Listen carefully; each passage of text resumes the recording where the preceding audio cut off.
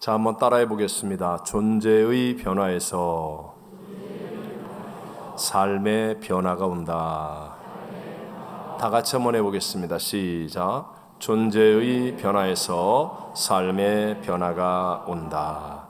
자, 우리 이전까지 뇌물을 좋아하고 부패했던 벨릭스 총독이 이제 네로 황제의 소환으로 불명예 퇴진한 이후에 그 다음에 유대 지역을 다스리는 12번째 총독으로 누가 왔어요? 베스도라는 사람이 부임해 왔습니다.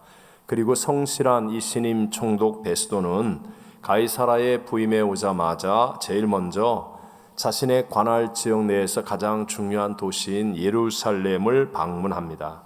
그러니까 당연히 대제사장들과 유대인 중에서 높은 사람들이 신임 총독을 영접하여 만났을 것이고, 또 그 자리에서 집요하게 바울을 예루살렘으로 옮기기를 청합니다. 그 이유는 지난 시간에 우리 분명히 배웠죠. 바로 가이사라와 예루살렘까지 약 104km에서 105km 되는 이 사이에 말하자면 테러범들을 매복시켜 주었다가 길에서 바울을 죽이기 위한 까닭이라고 우리가 분명히 살펴보았습니다. 근데 이 내용은 우리가 2년 전 바울이 처음 가이사라로 압송되기 이전에 유대 예루살렘을 보호하고 있던 로마의 천부장이 바울을 보호하고 있을 때에 동일하게 사용하려고 했었던 방법이었습니다. 그 로마의 군대 그 진영에서부터 사내들인 공회까지 바울을 보내어서 우리에게 진술하게 하라, 이렇게 천부장에게 부탁하고는 그 오는 길 사이에 테러범들, 암살범들을 매복시켜 놓았다가 바울을 죽이기 위해서 그렇게 계획을 했었죠. 근데 그것을 이제 듣고 천부장이 미리 알고 그 밤에 그냥 로마의 군병들을 통해서 가이사라로 호송을 하게 되었죠. 자, 그들은 유대의 대표적인 종교 지도자들로 2년이라고 한다면 정말 하나님을 섬기는 제사를 드려도 최소한도 한 100번에서 200번, 최소한도 하나님 앞에서 이렇게 제사를 드리며 하나님을 예배한다고 하는 사람이었지만, 그러나 아무런 변화도 이루지 못하였다는 사실을 우리에게 충격적으로 가르쳐 주었습니다. 위조 지폐는요, 아무리 정성을 들여 만들어도 그 가치가 제로입니다. 조금 잘 만들면 가치가 100불짜리가 10불이 되는 게 아니고 무조건 제로예요. 마찬가지로 여러분, 무의미한 습관적인 신앙생활, 교회 와서도 예수를 만나지 못하고 예수를 생각지 않고 예수를 붙들지 않는 신앙생활을 하면 100년이 되어도 1000년이 되어도 변화를 이루지 못한다라는 사실을 우리가 깨달아야 함을 성경은 말씀하셨습니다. 자, 오늘의 본문은요, 그 다음에 일어난 사건에 대해서 말씀하고 있습니다. 6절과 7절을 같이 읽어보겠습니다. 베스도가 그들 가운데서 8일 혹은 10일을 지낸 후 내려가서 이튿날 재판자리에 앉고 바울을 데려오라 명하니, 그가 나오매 예루살렘에서 내려온 유대인들이 둘러서서 여러 가지 중대한 사건으로 고발하되 능히 증거를 대지 못한지라. 아멘.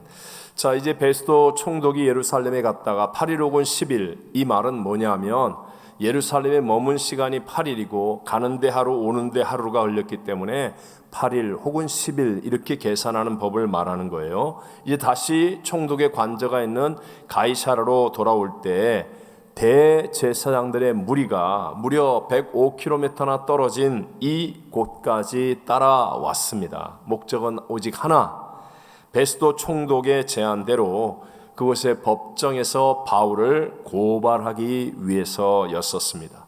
여러분, 원수마귀는 절대로 시시하게 떠나지 않습니다. 명심하십시오. 내가 폼 한번 잡고 힘 한번 주면 원수마귀가 한 길로 왔다 7길로 떠나가느냐? 결론은 한 길로 왔다 7길로 떠나가지만 그렇게 간단하게 한 길로 왔다 7길로 떠나가는 게 아니에요. 정말 열심히 기도해야 되고, 정말로 바르게 서야 되고, 정말로 확고한 믿음 위에 섰을 때 원수마귀는 한 길로 왔다 7길로 떠나가게 될 줄로 믿습니다.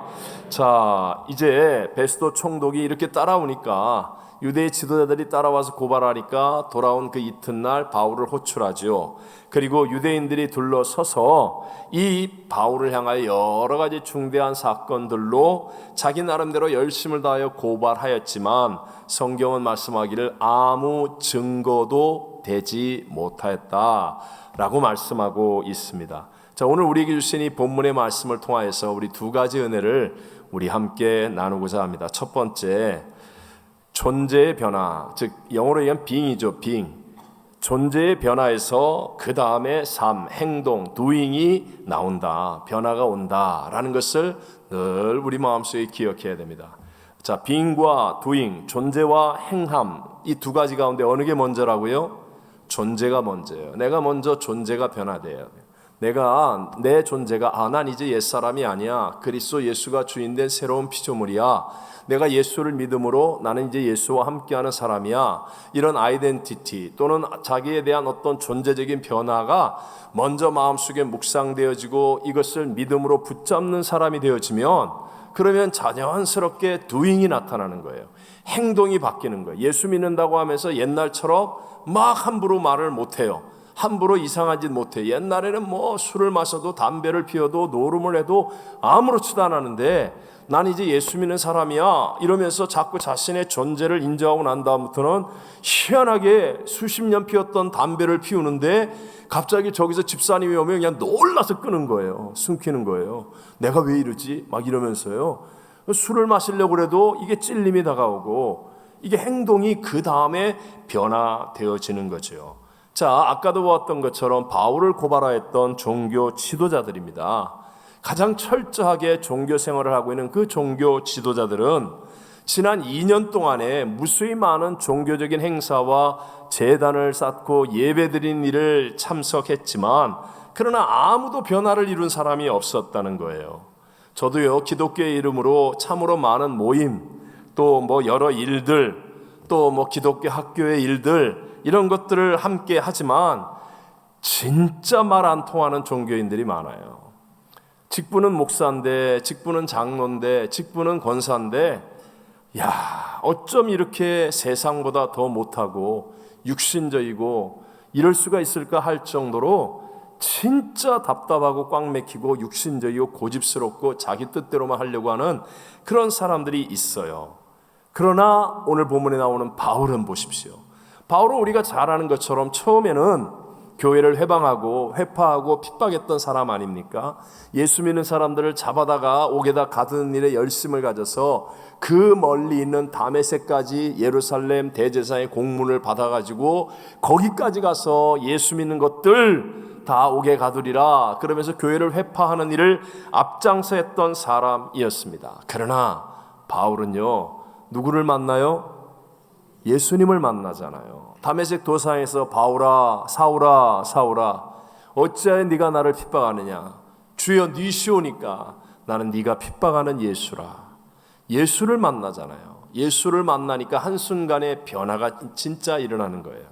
바울을 스스로 자기의 지식으로도 붙잡을 수 없고 자기의 권력의 힘으로도 붙잡을 수 없고 지위와 어떤 세상의 힘으로도 붙잡을 수 없는 그 안에 부활하신 예수의 생명이 역사하니까 바울이 이렇게 놀라운 변화를 이루어서 세상 가운데 하나님의 영광을 드러내는 수많은 사람들을 올바른 길로 이끌고 교회를 세우는 위대한 하나님의 사람이 된 줄로 믿습니다. 8절에 바울이 이렇게 고백합니다. 같이 바울이 변명하여 이르되 유대인의 율법이나 성전이나 가이사에게나 내가 도무지 죄를 범하지 아니하였노라 하니. 자, 유대의 지도자들이 예루살렘에서 가이사라까지 와가지고 바울을 계속 고발하니까 이제 바울 차례가 됐어요. 아무 증거도 되지 못한 채 그냥 고발만 하는 거예요. 이 말 저 말. 이제 바울 차례가 되어서 바울이 거기에 대해서 변명하여 말합니다. 한글 성경에는 아니하였노라 라고 마지막에 한 번 나오지만 헬라어 원문에는 그 단어로 번역된 우테라는 단어가 3번이나 반복되어 써 있습니다. 즉 한글 성경에는 내가 율법에 대해 성전에 대해 가이사에 대하여 죄를 짓지 아니하였노라 했는데 바울이 거기서 얘기할 때는 나는 율법에 대하여 죄를 짓지 아니하였노라. 나는 성전에 대하여 죄를 짓지 아니하였노라. 나는 가이사에 대하여 죄를 짓지 아니하였노라 라고 분명하게 말하는 거예요. 그러니까 바울은 겉과 속이 같은 사람, 이렇게 하는 척하는 사람, 종교인인 척하는 사람, 필요에 의해서 하나님을 섬기는 척하는 사람, 사람 볼 때만 기도하고 사람 안 볼 때는 그냥 아무렇게나 하고 이렇게 하는 그런 사람이 아니었다라는 거예요. 뭐예요? 바울은 진짜 그의 존재가 변화된 사람이에요. 존재가 변화되어서 그래서 그의 삶이 행동으로도 변화가 일어난 사람. 그러니까 그는 어떠한 일, 어떠한 자리, 어떠한 시간에서도 변화됨을 증거할 수 있는 사람, 악한 자에게도 흠잡힐 것이 없는 그런 삶을 살 수 있는 사람이 되었다라는 겁니다. 여러분, 우리도 정말 원수마귀가 우리를 공격하려고 할 때도 흠잡힐 것이 없는 그런 삶을 살게 되시기를 바랍니다. 근데 그게 가능할까요? 저와 여러분 허물이 많은 사람이잖아요. 그럼에도 불구하고 그런 가능을 향해 갈 수 있다라는 거예요. 어떻게 하면? 먼저 나의 존재가 변화되는 거예요. 내 힘으로는 나의 doing의 능력을 가지고는요 안 됩니다. 사람들이 박수 쳐주고 볼 때는요 잘해요. 근데 그게 오래 가지 않아요. 박수 쳐주고 칭찬해주고 막 대가가 다가오고 뭐 좋은 일이 따라오고 그렇게 해서 열심히 하는 일에는 항상 한계가 있습니다. 언제까지 사람들이 박수 쳐줄 것 같아요? 언제까지 나를 칭찬해 줄 것 같아요? 교회가 언제까지 나한테 잘한다 그러고 오냐 그러고 나한테 보상을 해주고 모든 걸 다 해줄 것 같아요? 그렇게 안 되거든요. 그러면 그 사람은 이제 본색이 드러나는 거예요. 내가 옛날에 그렇게 열심히 한 것까지 본전 생각이 나가지고 그것까지 내놔라 하면서 그러면서 심통을 부리는 거예요. 내가 옛날에 얼마나 열심히 했는데, 내가 이전엔 이런 사람인데 니네들이 나를 무시하니까 내가 안 한다 그러고 이렇게 되는 거예요. 왜 그래요? 빙의 변화가 안 된 거예요. 자기 안에 예수가 없는 거예요. 사람은 누구나 다 섭섭함을 느낄 수 있고 실망을 느낄 수 있는 건 맞아요. 하지만 이게 나를 주장하면 안 된다는 거예요. 이게 나를 주장. 잠깐은 섭섭하고 잠깐은 하지만 그러나 내 안에 계신 예수께서 너도 옛날에 그랬어 아니면 내가 너를 참았는데, 그러면서 내 안에 계신 예수께서 그런 나에게 주시는 위로를 느낄 수 있고, 내 안에 계신 예수께서 나에게 더 큰 꿈과 비전을 가지고 나를 인도하심을 체험하면서 순간적으로는 나도 그렇지만 어떤 때는 나도 실수하지만 그러나 곧다시 내 안에 계신 예수로 말미암아 돌이키게 되고, 그래서 더 한 발 깊어지고 더 한 뼘이 넓어지고 더 큰 비전을 향해서 갈 수 있는 사람이 되는 줄로 믿습니다. 뭐가 변화되면? 빙이 변화되면, 내 존재가. 여러분 예수를 믿으시면 여러분은 그리스도 안에서 새로운 피조물인 것을 믿게 되시길 바랍니다. 따라하세요. 나는 예수님 때문에 새로운 피조물입니다. 이전 것은 지나갔으니 나는 새 것입니다. 계속해서 묵상하는 거예요. 계속해서 묵상하는 거예요. 나의 존재의 변화를 먼저 깊이 있게 묵상하는 거예요. 그러면 나는 예수 안에서 새로운 피조물 되었어. 그러면요 옛날에 하던 행동을 덥석 이렇게 못합니다. 나 새로운 피조물 됐는데, 예수의 피로 나를 정결케 해주셨는데, 그런데 내 습관이 자꾸만 못된 것을 하려고 할 때 이게 저항이 생기는 거예요. 이러면 안 돼. 나 예수님 때문에 새 피조물 됐는데 난 이런 거짓말 못해. 난 이런 죄 이제 안 지을 거야.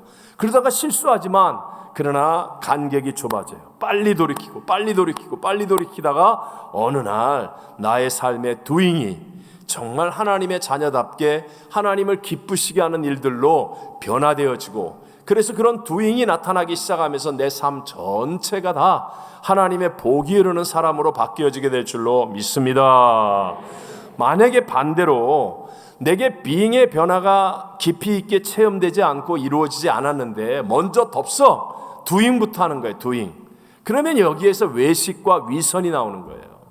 내 안에 being이 변화가 안 되는데 겉으로 자꾸 보이는 것만 하다 보니까 그냥 이게 힘이 딸리잖아요. 그럼 안 보면 안 하는 거예요. 근데 이게 들켜요, 안 들켜요? 들켜요, 안 들켜요? 들킨다니까요. 뻑하면 들키는 거예요. 그러니까 갈수록 자꾸 위선자가 되고 외식하게 되고, 아니면 남을 정죄하고 비난하는 율법주의자가 되는 거예요. 그러면 교회가 아주 골치 아픈 거예요. 예수를 믿고 기쁨이 넘치고 열매가 풍성한 게 아니라 그냥 억지로 하니까 빙이 변화가 안 되는데 자꾸 두잉을 하려고 하니까, 그러니까 그냥 서로 정죄하고 비난하고 그냥 뭐 외식과 위선이 난무하고 이렇게 될 수밖에 없다는 것이죠. 자, 여러분, 마리아가 있잖아요. 마리아가 옥합 향유를 깨어뜨려서 예수님 발에 붓고 눈물을 흘리며 그의 머리카락으로 예수님 발을 씻겨드립니다. 그러니까 거기에 있었던 잔치자리에 모여있던 많은 사람들이 갑자기 향유 냄새가, 그 비싼 나드 향유 냄새가 그냥 방 안을 진동하는 거예요. 보니까 아니, 마리아가, 이 처녀가 시집갈 그 미천을 왕창 깨어뜨려가지고 예수님 발에 붓고 지금 머리털으로 닦고 있는 거예요. 그러니까 막 다 흥분해갖고 이게 무슨 낭비냐, 이게 무슨 낭비냐, 너 시집 안 가려고 그러냐, 너 이게 뭐 하는 짓이냐, 뭐 하는 짓이냐. 거기에 제자들 중에서도 이렇게 비싼 걸 그래 예수님 발에다 붓고 낭비해, 이렇게 소리를 지르는 거예요. 근데 그때 예수님의 대답이 무엇입니까? 성경에서 제가 가장 좋아하는 성경 구절 중 가운데 하나, 최고의 축복, 전무후무한 축복. 우리 마가복음 14장 9절을 같이 읽어봅니다. 내가 진실로 너희에게 이르노니 온 천하에 어디서든지 복음이 전파되는 곳에는 이 여자가 행한 일을 말하여 그를 기억하리라 하시니라. 아멘. 칭찬이에요, 저주예요? 축복이에요, 아니에요? 축복이에요. 이 복음이 전파되는 곳에는 온 천하에 어디든지 이 여자가 행한 일을 전하여 저를 기념하라. 성경에 딱 2번 나오는 단어예요. 성찬을 통해 예수님을 기억하라, 기념하라. 그리고 이 여인에게 이 여자의 행한 이 일을 기억하라, 기념하라. 왜 차이가 납니까? 무엇 때문에 이렇습니까? 빙이 변화가 안 되니까요. 예수를 만난 감격과 기쁨과 눈물이 없는 상태에서 뭘 헌신을 하려니까 대가가 있어야 하거든요. 사람들이 박수 쳐줘야 하거든요. 그러니까 대부분 이런 사람들은 말과 혀로만 사랑하는 거예요. 헌신해야 돼, 헌신해야 돼. 그러면서 자기는 안 하는 사람들이에요. 거기에 비해서 마리아는 빙이 변화되었거든요. 예수를 만났거든요. 저분이 구세주인데, 저분이 내 앞에 서 계신데, 내가 저분이 날 사랑하고 내가 저분을 사랑하는데 내 안에 예수가 충만하니까, 그러니까 두잉이 아깝질 않은 거예요.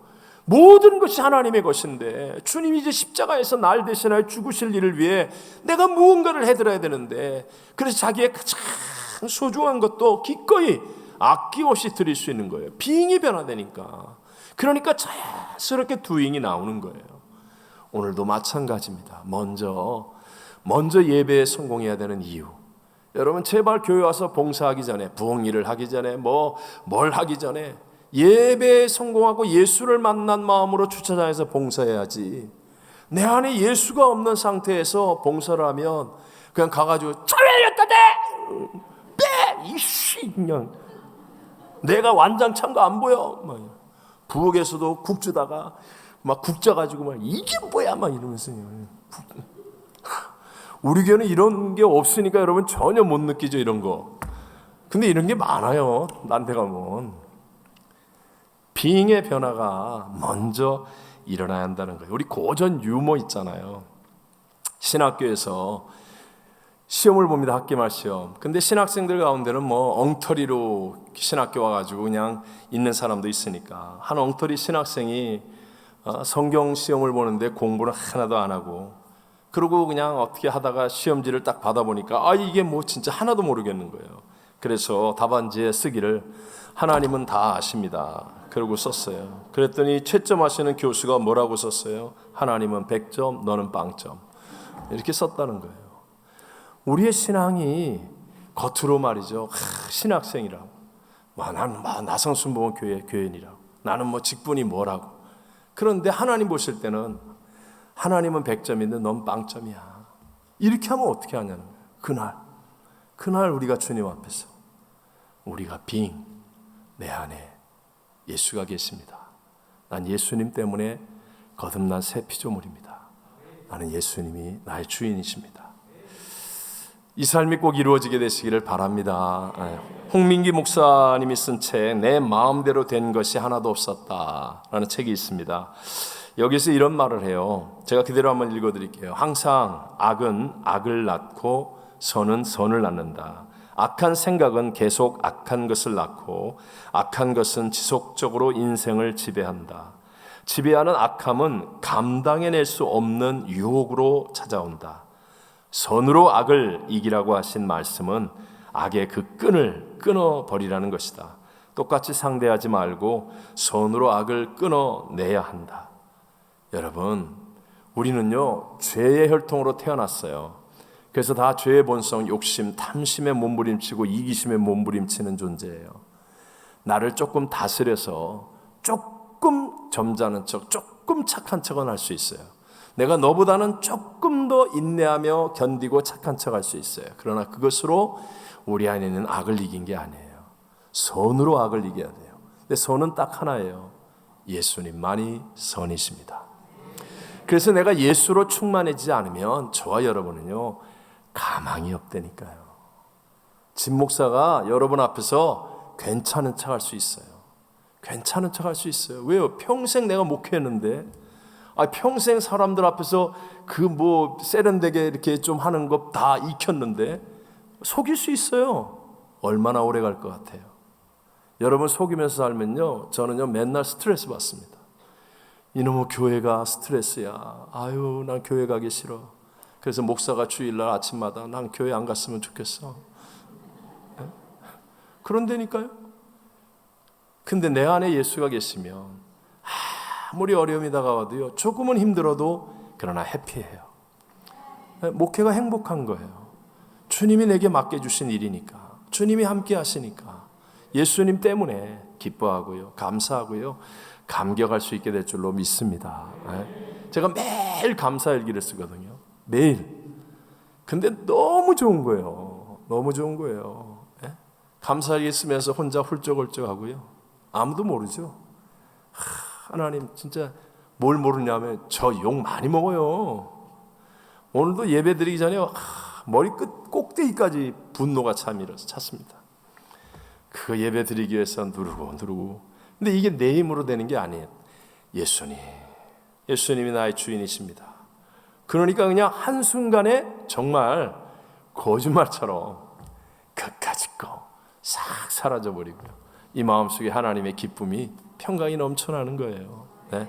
제발 여러분 내 힘으로 할 수 있다라는 착각을 하지 마세요. 예수님이 주인 되셔야 돼요. 예수님이 주인 되는 건 뭘까요?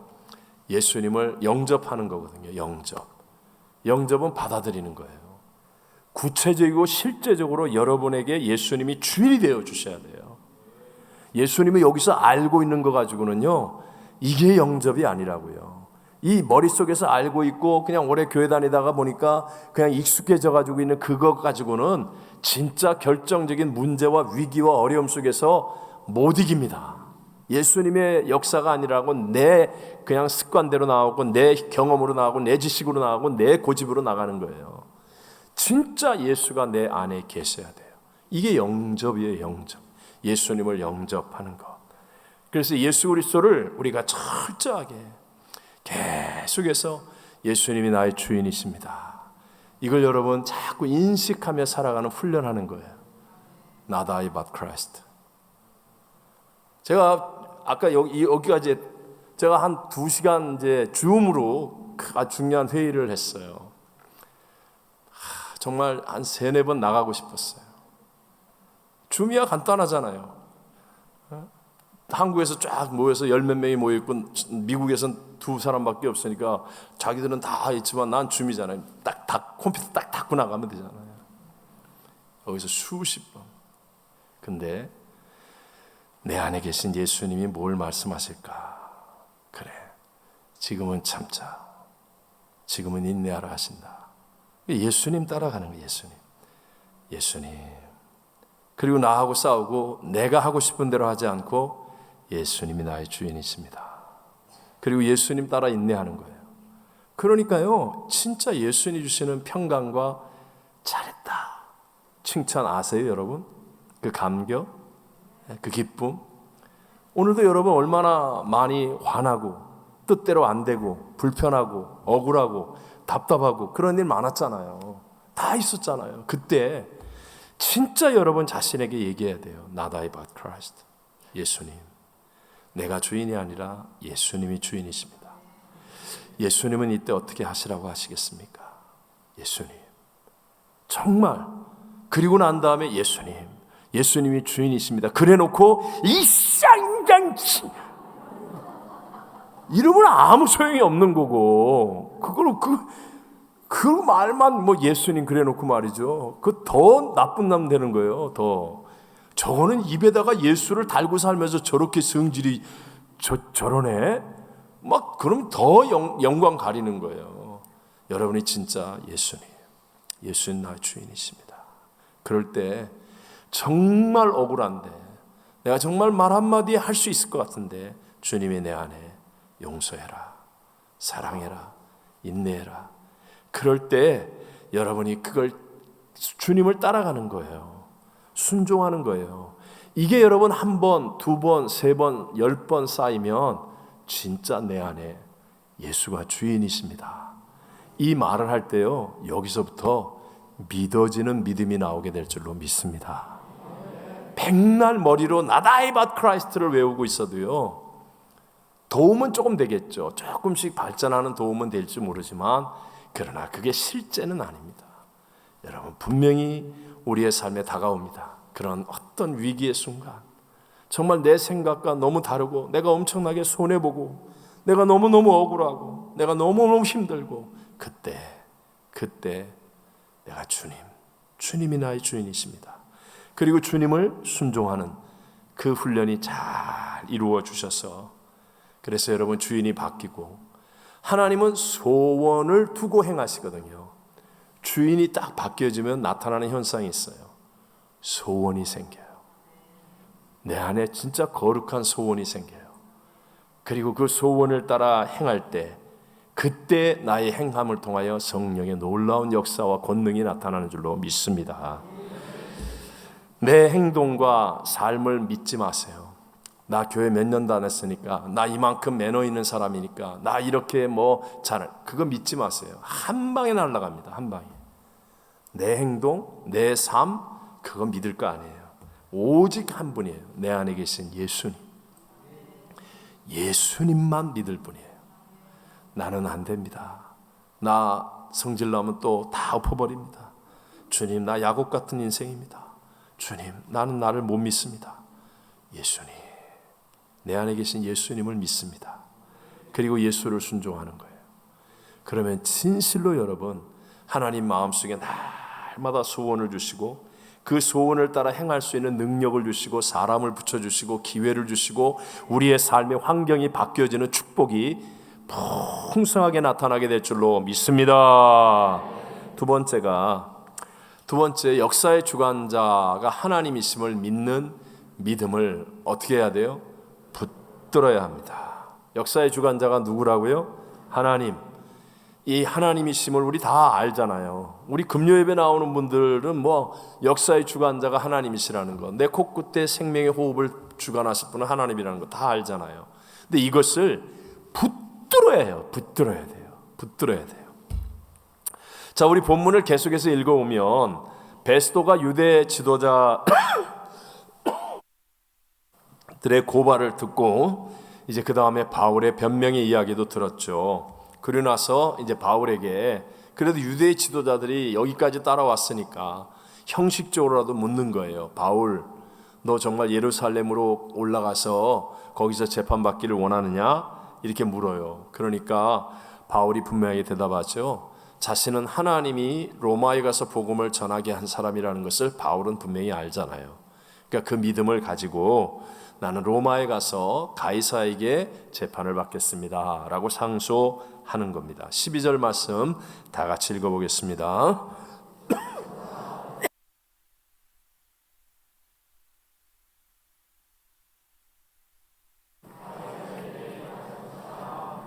아멘. 자, 이게 배석자들, 총독이 재판할 때는 언제나 법률 전문가와 또 총독의 자문단들이 배석을 합니다.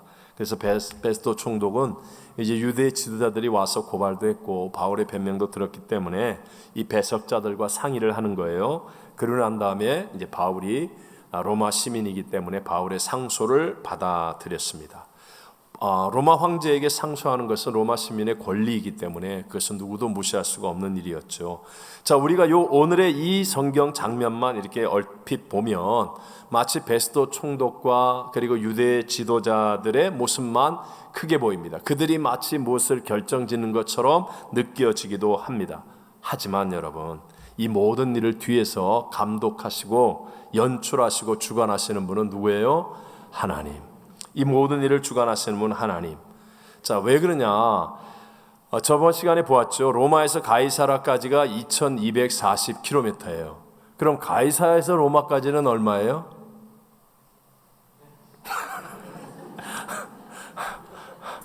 대답해야죠. 로마에서 가이사라까지가 2240km. 그러면 가이사라에서 로마까지는 얼마예요? 이렇게 정말 똑똑하세요. 우리 금요일에 오신 분들은. 자, 2240km면 굉장히 먼 거리예요. 달라스 휴스턴을 넘어서 미조리주 여기 다 넘어서 굉장히 먼 거리예요. 거기까지 여러분 가는 동안에 중간에 얼마나 많은 테러범들, 암살단들, 또 여러 가지 위험의 요소들, 여행의 어려움들이 얼마나 많이 있겠습니까? 근데 바울은 로마에 가야 되거든요. 복음을 전하려고 하나님이 약속했기 때문에. 그러면 그 먼 길을, 그리고 그 많은 암살단과 테러범들이 있는 그 어려운 여행길을, 정말 그 예측할 수 없는 그런 힘든 여행길을 갈 수 있는, 안전하게 할 수 있는 최고의 길이 뭐냐? 그건 당시 세계를 지배하는 로마 군인의 보호를 받고 하는 거예요. 그래요, 안 그래요?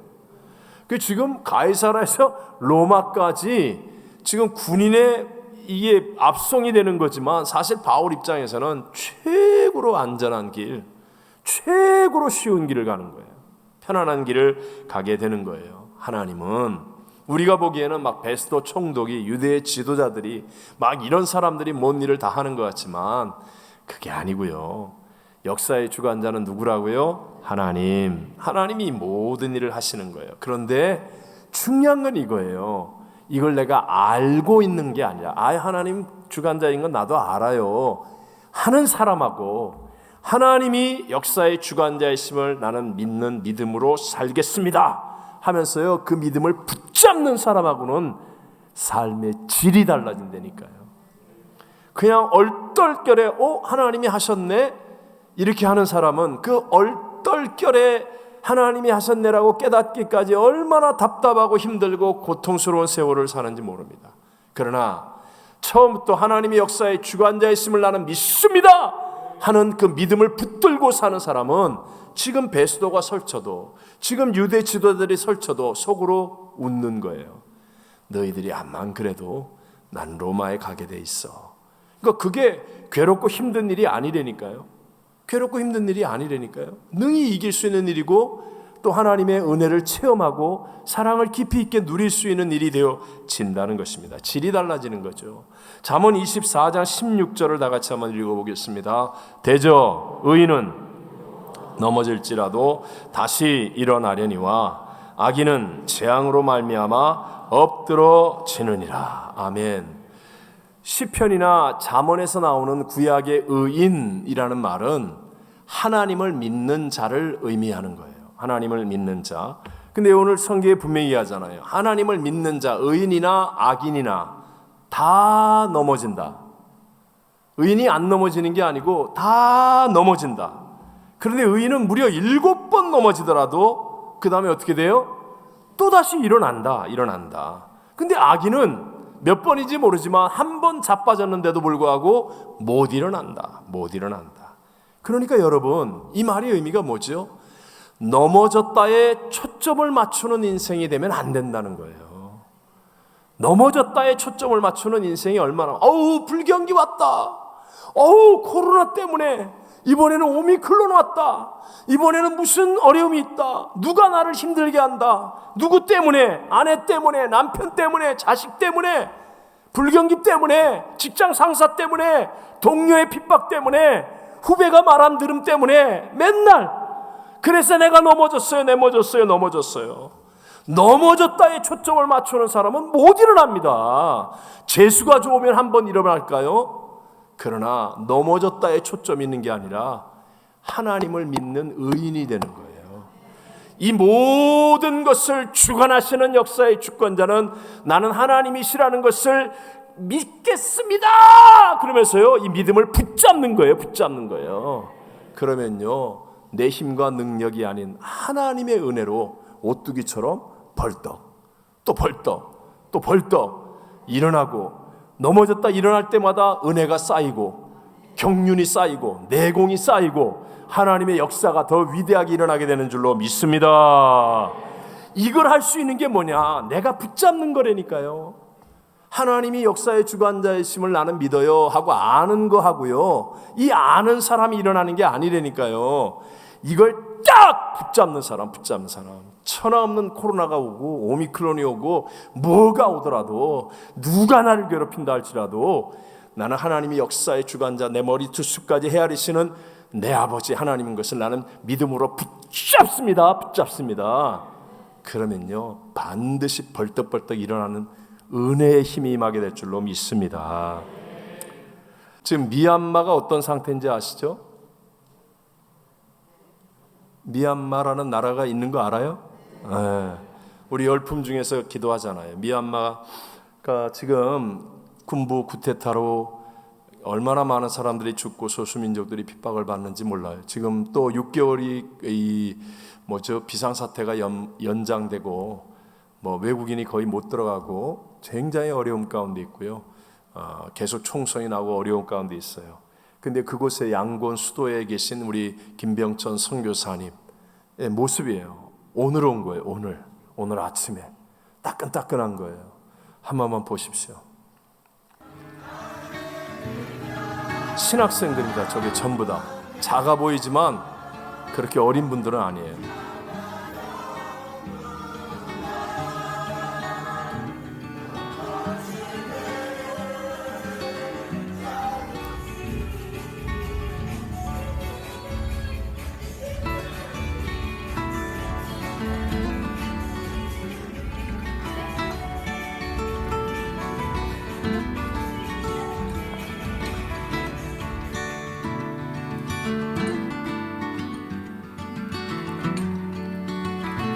2020년 1월부터 저 건축을 개수하고 있는데 거의 마무리 단계 이를 만큼 열심히 하고 있습니다.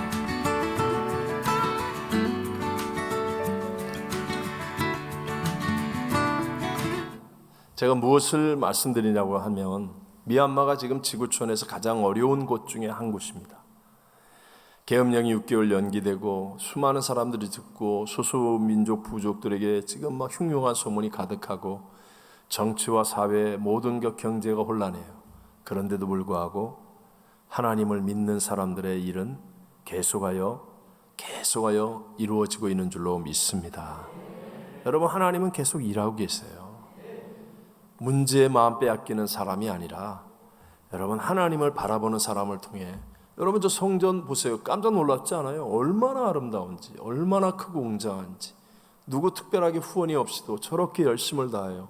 저 신학생 43명은 정말 미얀마의 곳곳에 가는, 제가 가서 봤잖아요. 정말 뜨거운 믿음을 가진, 죽으면 죽으리라 할 만한 그런 사람들이 그 중에는 많이 있는 사람들이라는 거예요. 우리들도 마찬가지입니다. 온 세상이 거대한 팬데믹에 지쳐가고 있습니다. 말세의 세상 문화가 정말 쓰나미처럼 덮어가고 있습니다. 그러면서 나는 나약해, 나는 힘이 없어, 이것도 문제야, 저것도 문제야. 그러지 말라는 거예요. 사실 맞아요. 저도요, 이것도 못하고 저것도 못하고, 이것도 화나고 저것도 화나고, 이것도 문제고 저것도 문제고, 저도 똑같아요. 하지만 나의 개인의 생사복을 주관하시는 분도 하나님이시지 않습니까? 내 코끝에 호흡을 주관하실 분도 하나님, 내 머리털 수를 세아리는 분도 하나님. 나는 그 하나님을 그냥 붙잡는 거예요. 하나님이 나를 택하여 부르시고 세우신 하나님이 역사의 주권자임을 나는 믿고 붙잡습니다. 그러면요, 희한하게도 이 안에서 내가 아무것도 안 했는데 여기서부터 일어날 수 있는 힘과 용기와 은혜가 임한다니까요. 그냥 내 안에서부터 오뚜기처럼 벌떡벌떡 일어나게 하는 거예요. 벌떡벌떡. 내 생각 같아서는 하나님, 내가 기침도 하는데 예배를 줄여야지요. 부흥회를 좀 어떻게 안 가면 안 될까요? 이거 진짜 공개적으로 얘기하면 안 되는데. 솔직한 얘기. 저도 고민하고요, 번민하고 막 그래요. 그런데 내 역사의 주관자는 하나님이심을 내가 딱 붙잡으면 진짜 언제 그런 생각했느냐 할 정도로 여기서부터 막 그냥 비전이 막 넘쳐나고요, 막 역사가 일어난다는 기대감이 넘쳐나고요. 여러분, 하나님은 살아 계십니다. 욥기 23장 10절을 읽겠습니다. 그러나 내가 가는 길을 그가 아시나니 그가 나를 단련하신 후에는 내가 순금같이 되어 나오리라. 아멘. 우리 사랑하는 성도 여러분, 우리 개인의 어려움도 있고 사회의 어려움, 또 시대적인 어려움, 세상의 어려움도 많이 있습니다. 하지만 다시 한번 붙잡으십시오. 여러분, 도울림이 없는 인생과 방백을 붙잡지 마시고 다른 물질이나 권력이나 세상의 쾌락으로 내 인생을 마치 역전시킬 수 있을 것처럼 그러지 마시고 역사의 주관자이신 하나님을 오늘 이 밤에 정말 간절하게 붙잡는 믿음 되시기를 바랍니다. 그러면 하나님이 사람을 통해서도 역사하시고 물질을 통해서도 역사하시고, 하나님은 내가 상상하지 못할 수천 수억만 가지의 방법으로 역사하시겠지만, 그러나 주관자가 하나님이심을 붙잡아야 돼요. 내 가정이라고 내 마음대로 합니까? 내 직장, 내 사업 내 마음대로 합니까? 내게 맡겨준 일이니까 내 마음대로 합니까? 이런 사람은요, 무너져요. 마귀가 와서 흔들면 때려쳐라, 그래 그만둬라, 끝장내라, 그러고 무너지는 거예요. 그러나 주관자가 누구라고요? 하나님. 붙잡는 거예요. 하나님이심을 나는 붙잡습니다. 그러면요, 정말로 희한하게 내 상상을 뛰어넘는 하나님의 역사와 은혜가 흘러 우리로 하여금 위대한 역전승을 증가하게 하실 줄로 믿습니다. 결론으로 정리합시다. 어디의 변화에서부터 삶과 행동의 변화가 온다고요? 존재, being이 먼저 변화되어야 doing이 되는 거예요. 그래서 언제나 나다의 바크라이스트, 이게 이론이 아니라 정말 실제로 투철하게 치열하게 자신과 싸우면서 예수가 주인 되게 하는 것. 그래서 이 존재, being이 바뀌어지면 반드시 우리의 인생의 위대한 승리가 다가옵니다. 역사의 주관자가 누구라고요? 하나님. 여러분, 가정의 주관자가 누구예요? 직장과 사업의 주관자가 누구예요? 내 인생의 주관자가 누구예요? 오늘 내게 맡겨진 사명의 주관자가 누구예요? 하나님. 내 마음대로 끝장내라, 뭐 어떻게 해보자, 뭐 이게 아니라 주관자가 하나님이심을 붙드세요. 그러면 내 생각에는 절대로 안 될 것 같은데, 그런데 놀라운 하나님의 새 역사, 이것이 우리를 더 넓고 크고 깊게 만드는 승리를 이루게 해주실 줄로 믿습니다. 자, 우리 함께 찬송가 한 장 부르고 기도하겠습니다. 421장 다 같이 찬양 부르고 기도하겠습니다. 내가 예수 믿고서 제사한 바와 나의 모든 것 다 변했네. 지금 내가 가는 길 천국길이요, 주의 피로 내 죄가 씻겼네. 나의 모든 것 변하고 그 피로 구속받았네.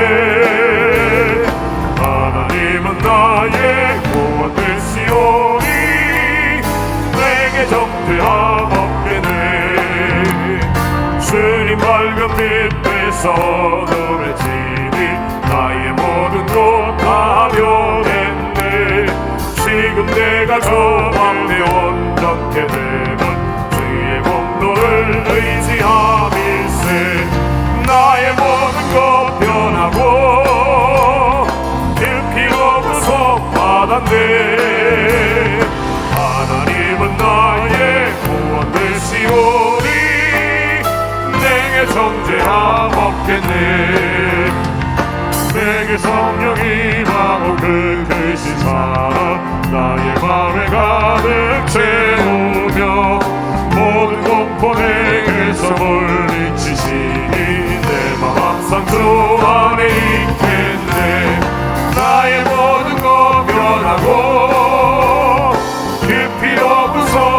나가 내